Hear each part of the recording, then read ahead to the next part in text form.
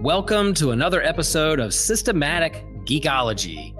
This is a space where we seek to create and cultivate healthy conversations between those things we geek out on and the philosophical and theological questions that often arise out of our fandoms. Like, what does it mean to be human? What makes a hero? What makes a villain? How do the stories and narratives we geek out on shape how we live in the world? We are your priest to the geeks.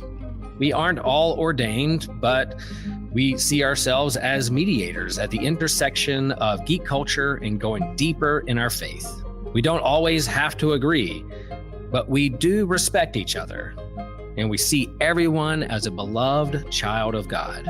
Everyone geeks out on something, so come geek out with us and enjoy the show.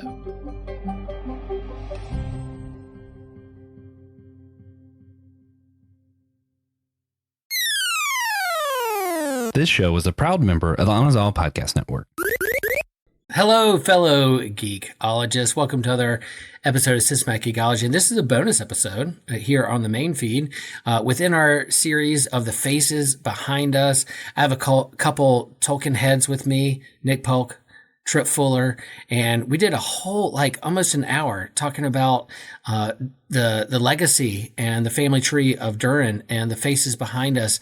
And we're doing this backwards. It's like the upside down.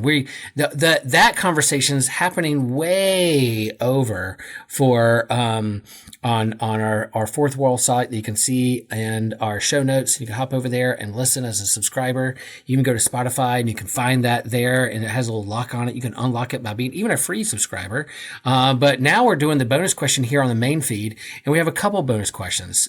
For those who like to geek out on the Lord of the Rings, the Hobbit, all things Tolkien, well, I have some experts here with me, and we're going to answer some bonus questions just to kind of play around with it. You know, geekdom as play, theology as play, and that's what us geeks do. We sit around, we have drinks, we have cigars, and smoke our pipes, and geek out on Tolkien. So that's what we're going to do right now. We have three questions. That's what we're doing. That we're going to go around the horn, and we're going to ask these questions. But Will Bo Baggins, we just need everyone listening now, because a lot of these people are not even members yet.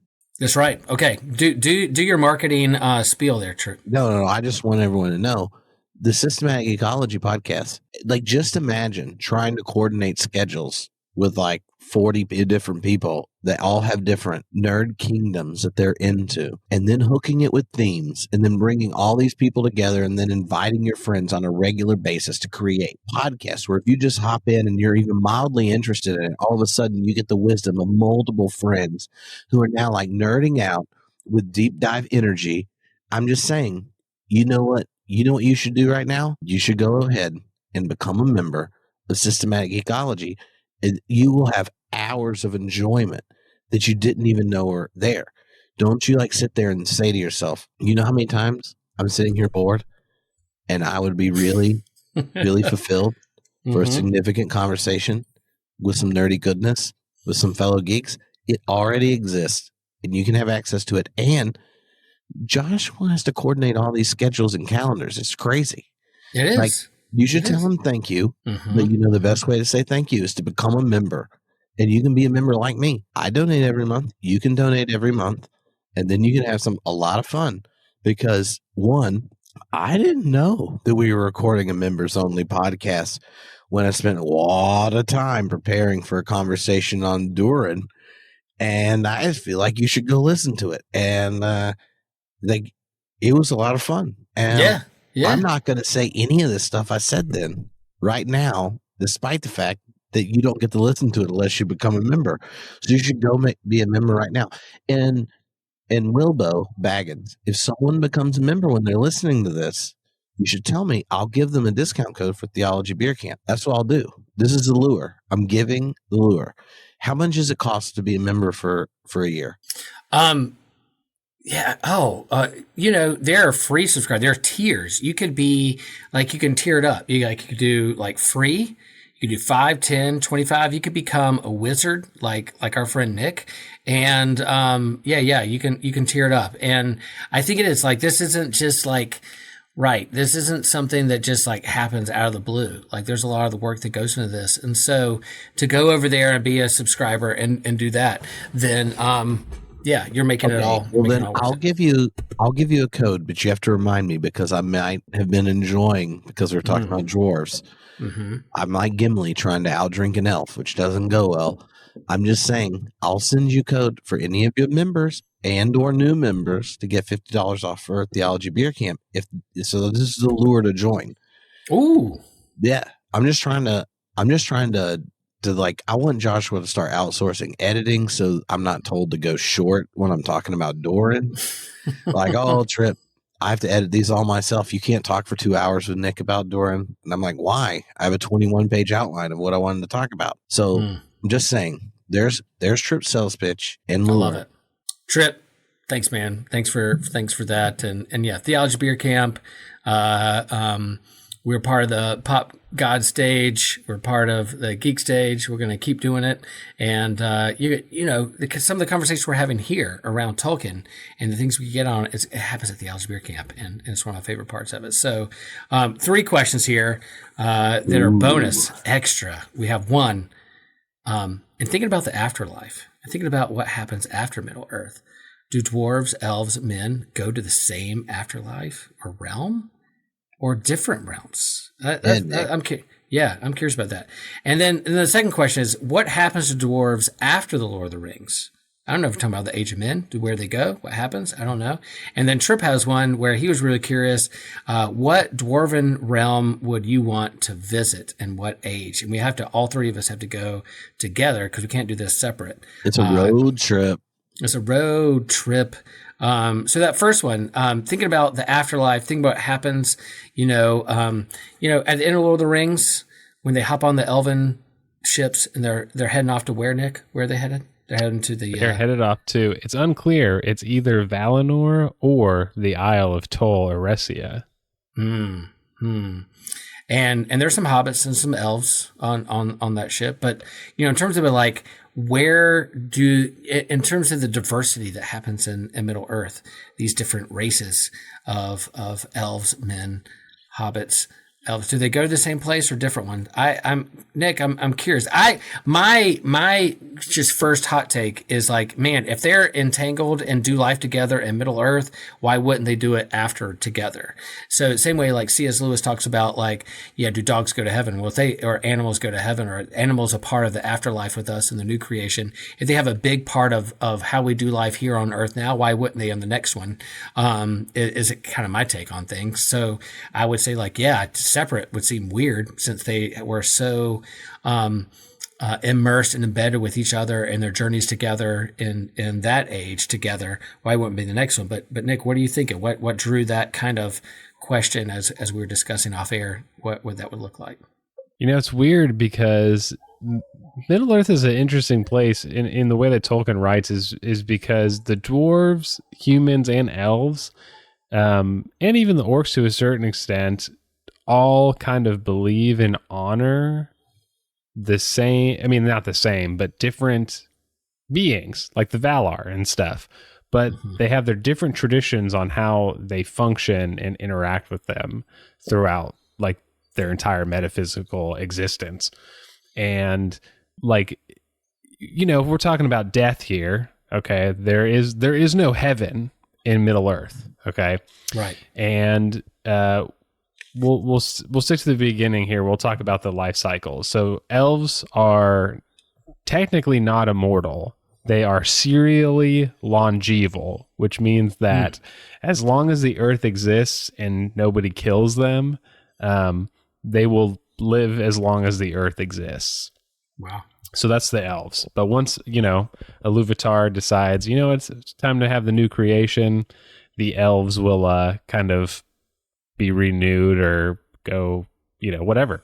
So when elves die, their spirits go to this waiting place called the Halls of Mandos. There's a Vala, lower G god named Mandos, and he's basically just hanging out with the elves, their spirits, and eventually elves actually do reincarnate. So we only see one instance in the whole legendarium, and it's this elf named Glorfindel. Okay. But the elves basically can reincarnate as if they die, their spirit goes to the halls of Mandos. Mandos rehouses their bodies. Okay. That's one example. Cool. Men. Oh, sorry. Good. Well, do it? You need to No, interject. that's cool. I'm just like, I'm learning new stuff here. I didn't know all that. That's good. Yeah. So men they will die, right? Men are mortal, and humans go beyond the walls of the world. It's a mystery. No one knows where humans are going. So Iluvatar right now is the only one who can dwell outside of creation. And apparently the tradition is that humans get to go beyond the walls of the world. Possibly they might be hanging out in the halls of Mandos before they get there as like a transitionary place. But it's unclear. We don't, the whole afterlife for humans is a mystery. Now the dwarves, we know almost nothing with certainty about what's happening to them. The elves think that they just kind of go back to the dirt. They just become stone when they die. Classic elves. They're like, we get to go to the halls of Mandos and be reincarnated and live our best lives. And they're back like, to dwarves, dust. obviously. Back to ash winds to you, dwarves. You short people. Stunted ones. You stunted ones.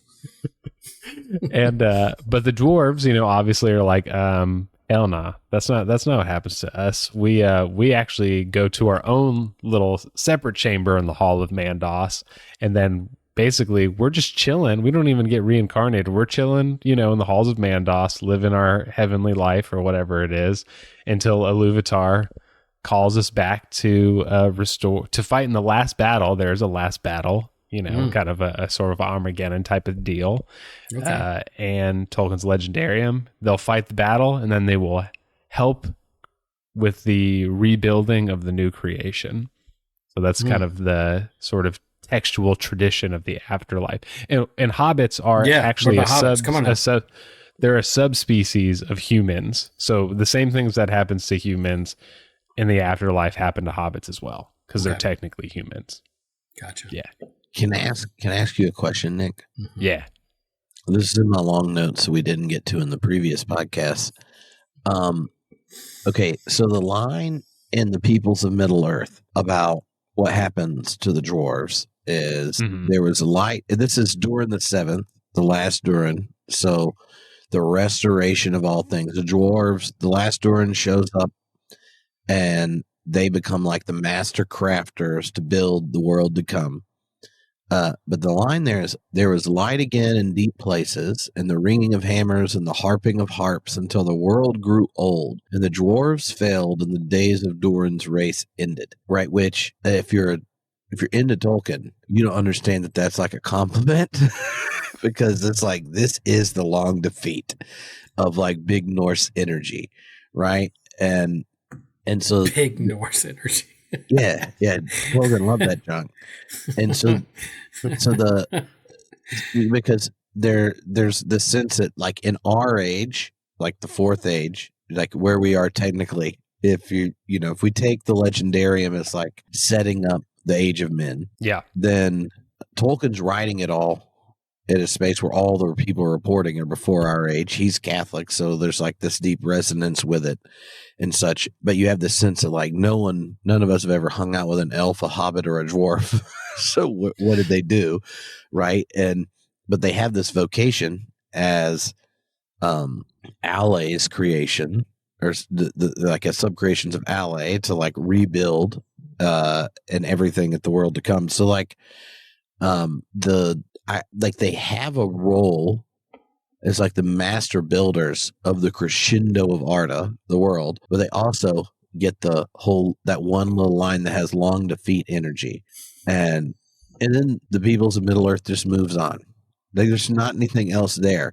So like, what are we supposed to do with that? Like, if you're like the master builders for new creation, essentially, right? So this would be talking about new creation, like a new heavens and a new earth prior to Christ, if you're thinking Catholic Tolkien energies there. And so like, you have this vocation and you get, also the long defeat line, right? Like None of the PDFs that I uploaded when I started asking questions to it gave me an answer to this. And so I was like, I want to ask Nick about this, but we didn't get to it in our previous podcast. Yeah. Yeah. Now this is the fun thing about Tolkien, and either is very frustrating or enjoyable or both, is that when it comes to the canonicity of Middle Earth, we've got the published versions, right? We've got The Hobbit, The Lord of the Rings, and The Silmarillion are technically the finished standalone volumes. The thing with Tolkien is that he did not stop revising everything that he had ever written all the time. There are 5 different versions of The Hobbit. There are so many different versions of The Lord of the Rings. Tolkien wrote like 6 different versions of the Silmarillion before he wasn't even published in his lifetime. And his son compiled all this stuff and was like, I guess this is the Silmarillion. Here you go. And then, after he was publishing all of his stuff, which the Peoples of Middle Earth is part of this volume called The History of Middle Earth, which is now this like 14-volume extra writings that Tolkien did in developing Middle Earth. And some of it he wrote way before he finished Lord of the Rings, and a lot of it he wrote after Lord of the Rings as he's revising everything. So the answer is we don't know what happens to the dwarves. They could be, the line of Dorne could end and the long defeat happens. They could be in the halls of Mandos, waiting until they are called back to fight the last battle and build the new creation, and maybe Khazad-dûm will be brought to its former glory or beyond. And ultimately, I think if we were to ask Tolkien if he were to come back and we go, what's the answer, Tolkien? He would go, he would give us this long 20-page document. He would go back to resting. We'd come back a week later, and if we could use our medium powers to bring him back, he would write us another 20-page document with completely differing and conflicting answers. Would he have a hat that says "Make Khazad-dûm Great Again"? Would he? No. Thankfully, I don't think so. Good. That's so reassuring.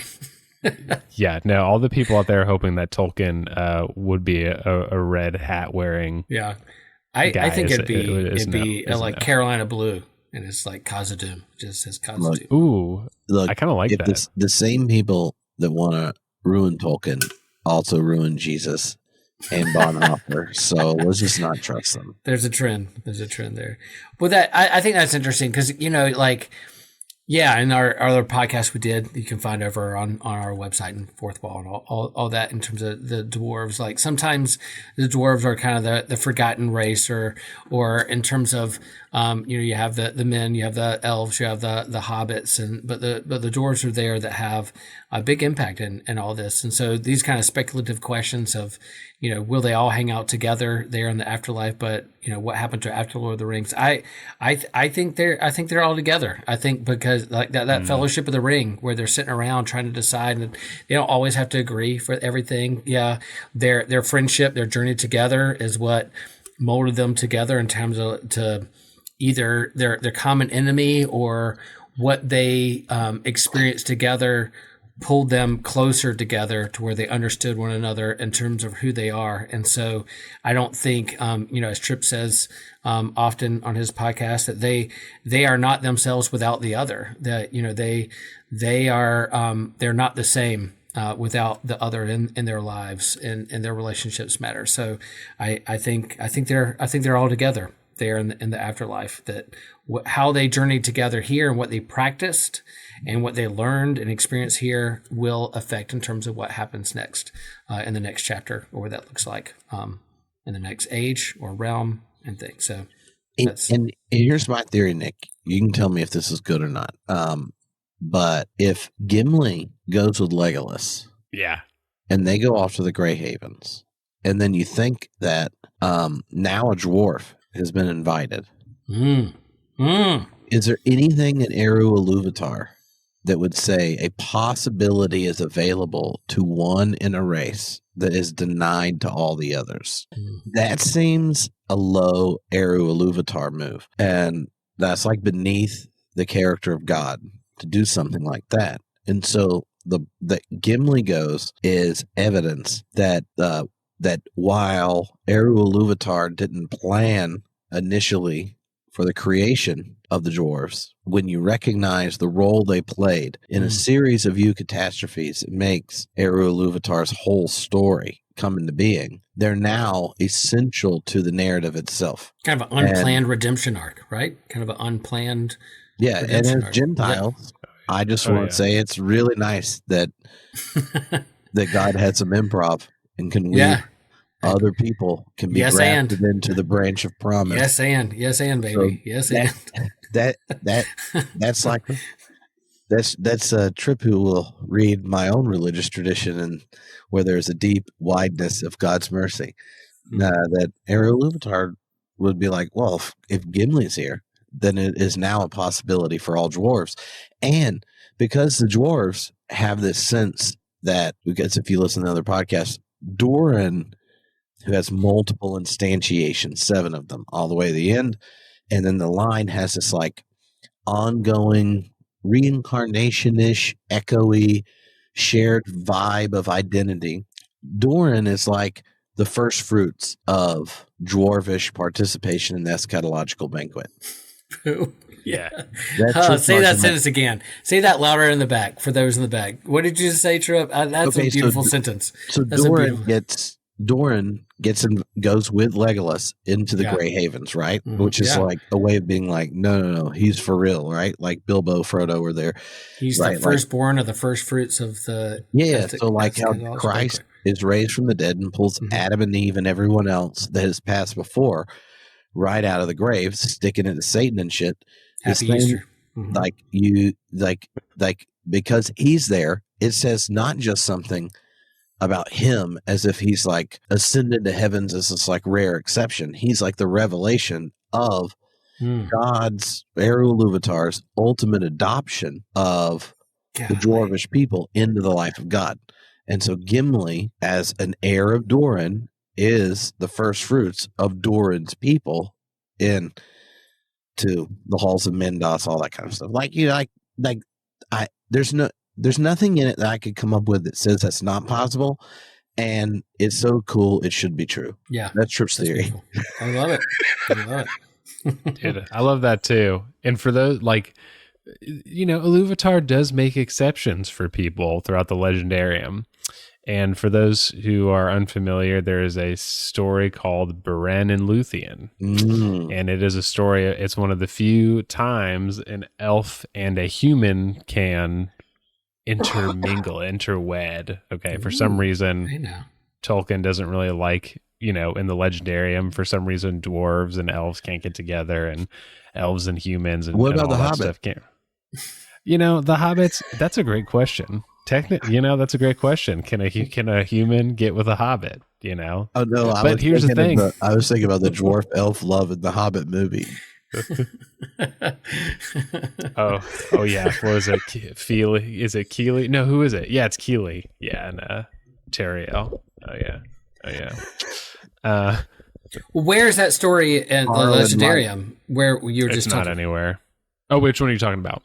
The one you just referenced, like the Legendarium of the what you were just talking about of Gimli and Legolas. No, the starts with the B. Oh, Beren and Luthien. Oh, yeah. Where's that? That is in the Silmarillion. Okay, and so it is one of the great tales. Tolkien has 3 really main texts that are considered like his epics. And Beren and Luthien is one of them.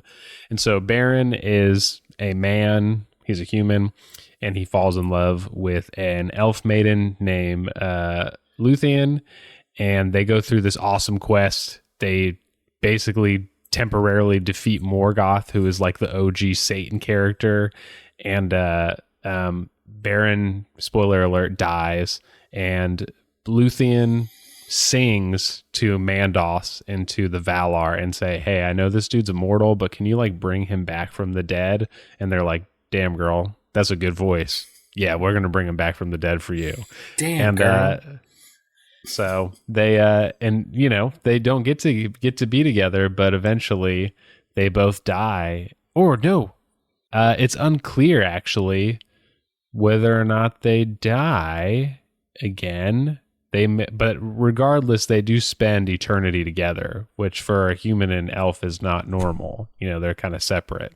That's that's the story Aragorn is telling the hobbits at Weathertop, like right before they get to Weathertop. The song he sings, like, what are you singing? Oh, it's a story of Beren and Luthien.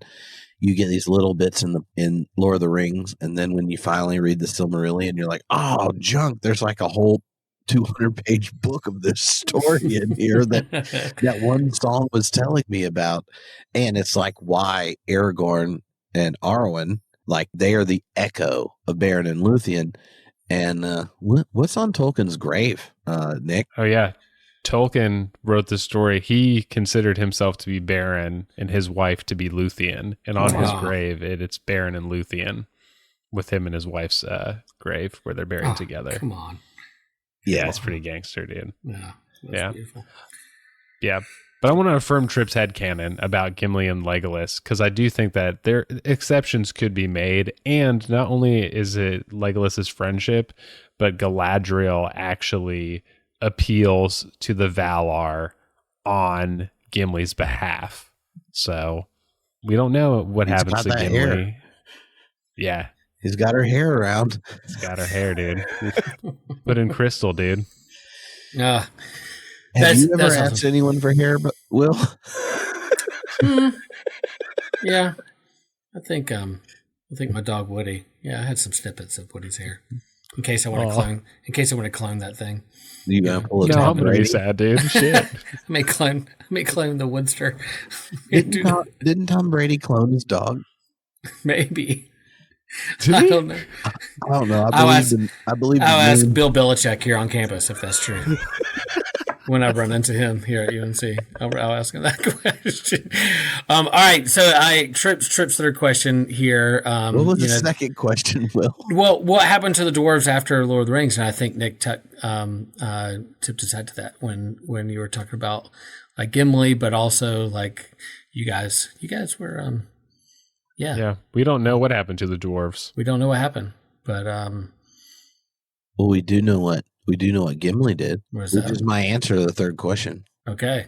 Yeah. Well, the third question of like where you want to go, which dwarven realm.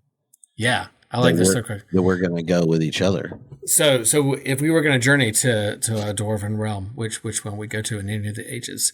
And I do not know this lore. Is not anywhere in my bandwidth or head about that. But I'm gonna trust y'all and follow y'all and let me know. And you can convince me one or the other. But go for it. Where are we headed? Where are we going? Where are our options? I want to go to the Glittering Caves. The Glittering Caves. So you know how Helm's Deep in the book, which is very different than the movie of Helm's Deep. Gimli gets stuck in this cave because you get the bomb goes off and all this kind of thing, and they got to like fight back. They get stuck in this cave. Well, next to Helm's Deep, there's this cave, and like on top of him just like taking down orcs and stuff in there and not dying, he's like, look at this cave. This is a great cave. This is high quality cave work here.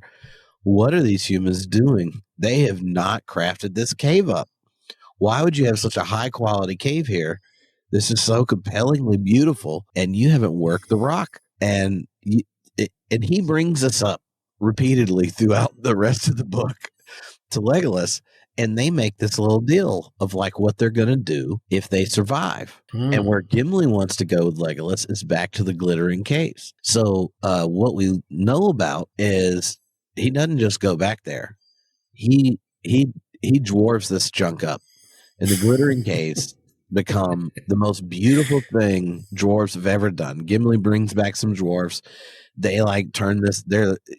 This is how one of the coolest things about dwarves, right? Like this is a cave next to a castle, that Rohan has, and they just had some giant battle up in the north you don't know about till you read. And he's like, this has got potential. We got potential. This is what Exactly, dwarves dude. like. He like goes to dwarves. Like half of them are dead. They just were fighting off the Easterlings in the north for the whole thing to go down. He's like, guys, you won't believe this. I was at Helm's Deep. I got cornered in this cave, and this chunk is glittering AF. And I just like, and they're like, what do you mean glittering? Like, you mean they haven't done anything to it? And he's like, no, it's this giant caverns. It is beautiful. And these humans have just been sitting next to a cave with all this potential. And then Gimli's like, man, we got to call like the Home Network and get a reality TV show up here in Middle Earth, because we're going to redo this cave. And then there's a whole multiple seasons of them redoing the glittering caves, and it becomes, it's like vacation galore for dwarves. They come in and they're like, clearly I'm on vacation. There's probably it's probably it's one of those all-inclusive dwarf resorts. They're like all the ales going on. Look at these caves, just cave upon cave, all crafted up as glitched out. Is it like a new resource? Like, it's not even mithril. It's like a whole new resource. What if you discovered a new element that's even better than mithril? Like in the cave, that would be rad. Like just a whole nother new compound of or an element that there's like a whole new element. Yeah, I like And that. you have to Riz. zip line, and you have to zip line It's called across Riz. to get It's to it. called Rizzroll. Did you say Riz, dude? Rizzroll. It's like Riz. It's a mithril. myth. It's like it's the pretty mithril. This mithril's got Riz. We're gonna call it Rizzroll. but I just think it would be cool to go one, because like what dwarf do we have any attachment to more than Gimli? Mm-hmm. Two, it's like the fruit of Gimli, humans, like the dwarves, humans, and elves friendship. And it's like what the dwarves poured their gifts that they bring to Middle Earth into after the destruction of the ring. Like, if you go there, one, pretty, it's going to be fun. Dwarves know how to party. And who do you want to hear cool ass stories from more than a bunch of dwarves when they're on vacation? This is where they're going to go. They're going to go to the glittering caves, and you're going to be like, let's do this. I feel like it's a high quality pool. That's it. And they're going to make some Riz roll. Yeah, they're going to get Riz roll. You put it on. The dwarves. It's like one big disco ball. Like they put it on, and you're like a walking disco ball, like a mirror ball. You're gonna be walking around. I love that. Nick, is there another option there? It's like, is there another option out there that we could go? What? You put on the Rizzroll, and all of a sudden their BMI drops. It's like Luca in the off season. They came back a skinny Luca. All of a sudden, this skinny Gimli. They're like, homeboy must have been on the keto. He's like, no, it's that Rizzroll. It's that Rizzroll, dude.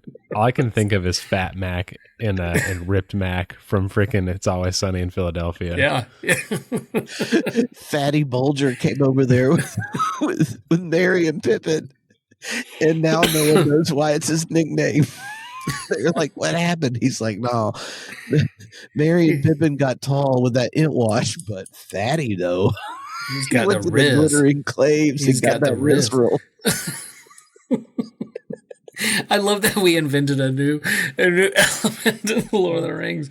Please write a paper on that, Nick, and present it. Yeah, I'll write a paper on Rizzroll. I'll send it to. I have friends who write Tolkien fan fiction. I'm going to give that to them. I need that. Write us some fan fiction. I need that story. Well, are there other options? I'm pretty convinced the glittering caves because I want some Riz.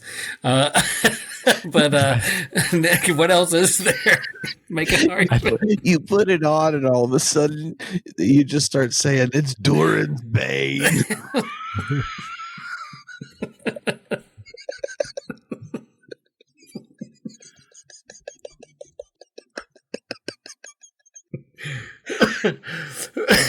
Oh my god, dude! Not it's Durin's Bane. Oh, so good. Oh, so good. We could live it there, Nick. Unless you got something else there, that's pretty good. I think all of Tripp's arguments about like the personal connection, like the only place that we hear a dwarf like besides Khazad-dûm, but Khazad-dûm is a shell of what it used to be. But when it's the fresh, glittering caves where Gimli's like, this is the most beautiful thing I've ever seen. And even Legolas is like, who thinks dwarves speaking is like not enjoyable. He's like, oh my God, Gimli, you've moved me. Like, I've never heard you talk like this before. And when they make that deal, Legolas is like, absolutely. Like, I will absolutely come here with you. And so when an elf is willing to be like, when a dwarf says, this is the most beautiful thing I've ever seen, and an elf is like, yeah, I believe you. We'll hang out here. I mean, where else are you going to go? You know? Riz roll and turns Bane. Riz roll and turns Bane.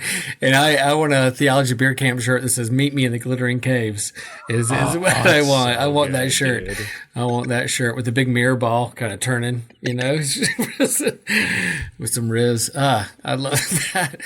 That is really good. Friends, fellow systematic geekologists out there who are listening to this, if you're like totally lost, you're just here to hang with us and laugh with us. That's great. But you can go deeper in all these things when it comes to join the Tolkien heads and the work that they've done, or Tolkien Pop with Nick and his Substack. And what's the name of your book that you put out? Is Tolkien and Pop Culture? Is that That's the one. That's the one. You can find that out there, and Tripp has many conversations, on his podcast with Tolkien and Rings of Power, and we invite you to come to Theology Beer Camp. And there'll probably be a Tolkien panel. We'll go deep on this, and you too can wear a shirt. This is me in the glittering caves. I can't wait to make that shirt. Text Taylor right now. That's right. Oh, Taylor, I'm making that note. Yes, dude. Taylor, please. Make that shirt. But super fun. And part of this was a bonus episode just to kind of lure you over to our Fourth Wall site and our website to listen to how we talked about the face behind us with Durin. And we love this. We geek out on Tolkien, and there's more to do. And we're going to keep reading. We're going to keep talking. We're going to keep expanding upon this fandom that we love so much. And so, Tripp, Nick, man, thanks for hanging out, and until next time, y'all. The Risen me is the Risen you sees the Riz and respects the Riz. Yeah, Durin is the OG Rizzler. That's right, the Rizzler. Peace, y'all. Hey guys, Christian here. Have you ever wondered how you can support systematic ecology? Well, we've made it a lot easier for you by going to Fourth Wall. Instead of what we've done in the past, Fourth Wall makes everything very easy for everyone involved. Everything is in the same spot. So if you want to find a way to become a member and get access to our exclusive memberships and all the giveaways that we're going to be doing, Fourth Wall is the way to go. As well, if you want to see all the extra episodes and content that we only put to our members, that's the best way to go. Feel free to rate and review us there. You can also leave a donation or tip if that's something you're interested in. And as well, you can help support our All Reading Counts initiative that we do. All the donations that go to that go to our libraries. You're also, if you really want to, say, man, I really want to hear more episodes about Christian for some reason. Or even for reasons I don't understand, you want to hear Joshua more often. We have episodes listed by host, and you can see everyone there. If you have a favorite host, head that way and support the episodes that they're on. You also find a link to our YouTube page. And we may be adding some special content beyond what we've promised. Everything that was once in multiple different locations and you didn't know where to go, well, it's all in that one convenient place. If you want to know exactly where to go, the link to this will be in the description below. Hey everybody, this is Alex Matthews, and I'm just here to share with you guys about the Anazao Network. Hope you guys could check out Page and Pixel, which is a podcast about books and video games. Another podcast we would love for you to check out is Your Matter Matters. It's a podcast that puts the and in faith and science. We got Let Nothing Move You with Christian Ashley going through the whole Bible, one chapter at a time. And last but not least, another one called Some Joyful Muses, a music podcast with no rhyme, rhythm, or reason. This show has no set schedule or host, but periodically has some members from the Anazao Network posting discussions about various musical topics, everything from Taylor Swift to the music of Adventure Time and more. So I hope you guys will give those a listen, because I definitely will. As a matter of fact, I'm about to hit that subscribe button right now, and you should too.